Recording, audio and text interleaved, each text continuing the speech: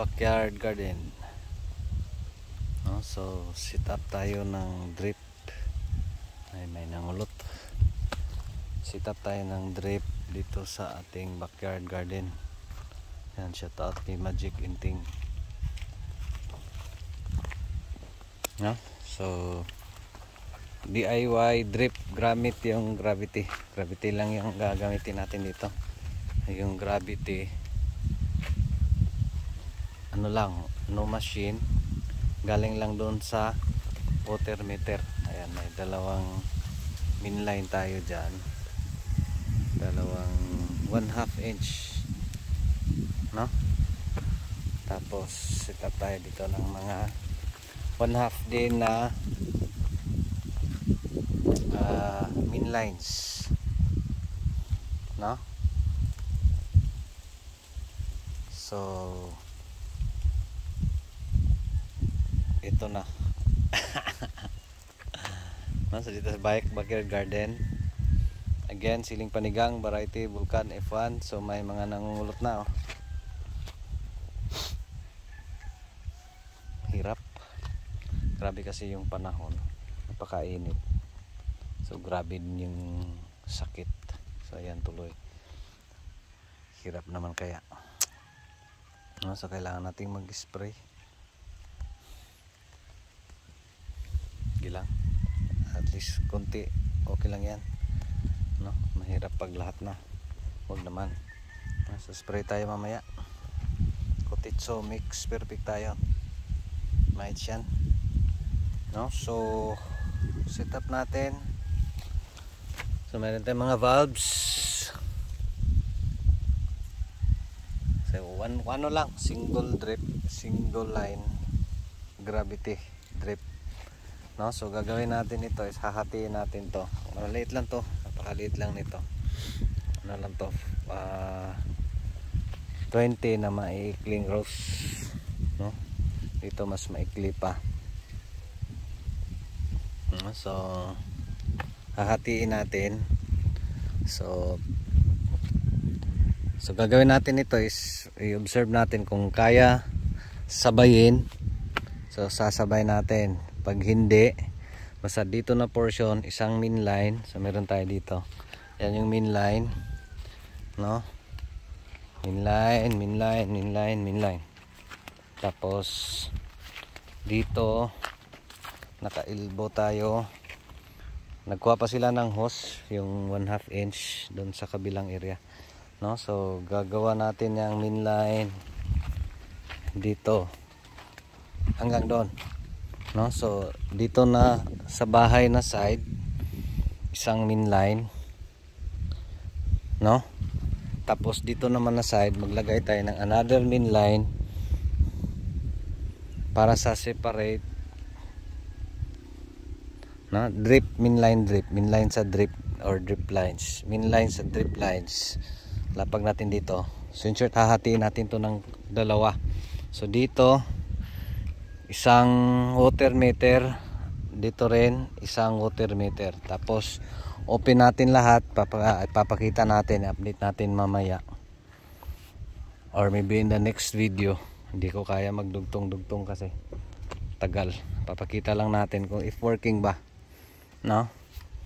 So ginagamit natin is yung mga lumang drip tapes, may 20 cm at saka may 30 cm yung pagitan, no? So dalawang klase, no? So pagbutas natin sa hose, ano lang, ginamitan natin ng barina, no? So meron tayo dito mga coupling, coupling sa drip in case may putol.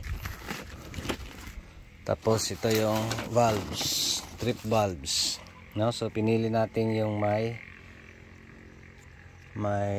git valve, no? So yung valves na walang git valve pwede rin, pero sa atin is mas mabuti itong may valves, may git valves, kasi if in case di kaya pagsabayin lahat, so pwede natin i-off yung ibang lines, still patuloy pa rin yung pagtagas, no? Once hindi kaya, pag kaya, ayan, open lahat, no? So ito yung advantage nito. So gamit natin pag open is tong barina, no? Mayroon tayong handrail di battery, handrail ba tawag niyan, barina. Tapos gagamitan natin yung kutsilyo kasi ano to eh, pag ito yung gagamitin mo is medyo ayan, mataas, mahaba. So pag ito, ayan, lalampas, no? So bubutasan lang yan ng konti para guide.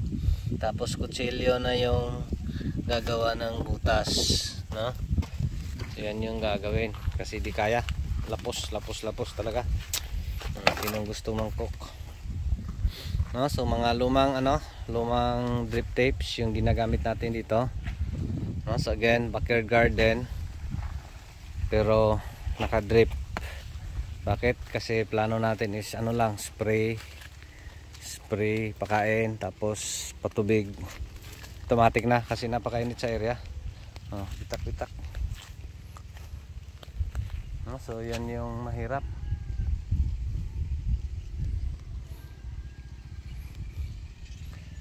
No, so laos yung sili natin.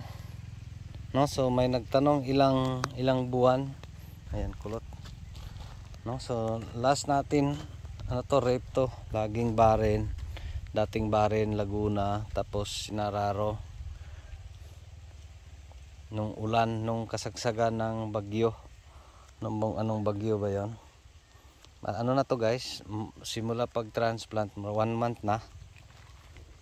1 month. Ano kasi to, before October pa to, before magundas, no? So again, paglapag is linlapag muna, saka na aayusin, no? Pag may tagas na, madali na lang yang i-set up, no? Lagay natin yan dito, dyan sa gitna, no? Lang, di na natin kailangan na i-baon pa sa ilalim, no? So anong advantage nito pag naka-drip? Again, wala nang taong magdidilig, iiwanan lang, babalikan lang pag oras na, pagbasa na, no? So tapos hindi naman stress yung tanim sa init. So at least tuloy-tuloy lang yung paglago, no? So tapos dito kasi to guys, no filter gravity drip irrigation, no? So walang filter. Try ko maghanap ng filter na online, 1/2, no? Pero yung tubig dito is naman malinis. Pero again, dito sa drip kailangan talaga ng filter. Kasi pag mangyari kasi dito sa yung water source natin, pag may ulan, baha, so lubog, yun bang talaga, mag-iba, manibago, bagong kulay. So kailangan talaga na may filter. So for now, yung setup natin is no filter. So gagawin ko nito, yung setup natin ay mayroon akong instead faucet, no? Ganito na, valves. So i-open ko lang yan, tapos tagas na lahat. So yan, dyan din sa kabila, instead faucet, ito na, coupling na valves, coupling na weight valves, no? So tapos tagas na. So let's see, no? So set up tayo. So after tayo nag-spray sa Ampalaya this morning, so this afternoon, after lunch, dito muna tayo. So yung dalawa nating partner, nagkuha ng 1/2 inch. Nakuha ko 1 hour na, tagal, no? Para sa ating mainline sa mga drip tapes, no? So 1/2 inch lang. Na-try natin to guys, kaya lang, no? Of course di kaya pagsabayin lahat. So try natin portion, at least di ka na magdidilig, babalikan lang, no? Try ko na to, 100 meters 5 rows, kaya lang, no? Dito sa kasi malakas tong water source, so kaya lang niya.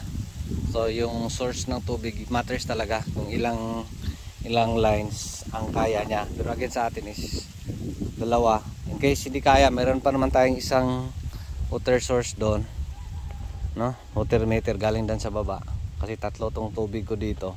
Tatlong babayarin bawat buwan. So let's say, no? No, so how to set up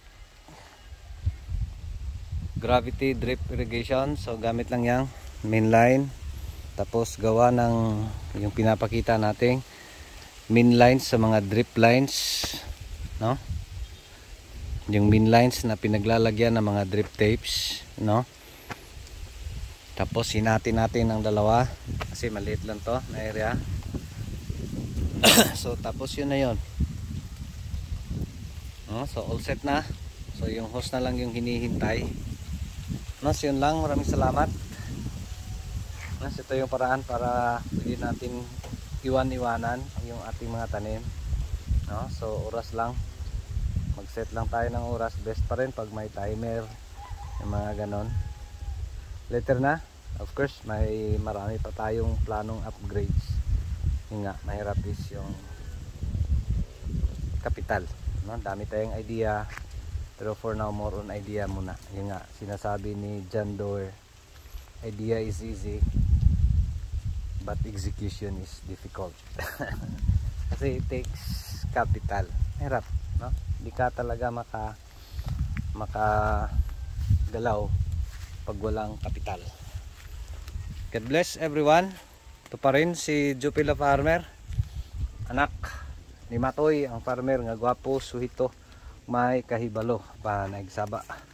Kay manoon pa ko. Daghang salamat and God bless. Mahuman naman ang ta siguro ting di pa sila maabot ting.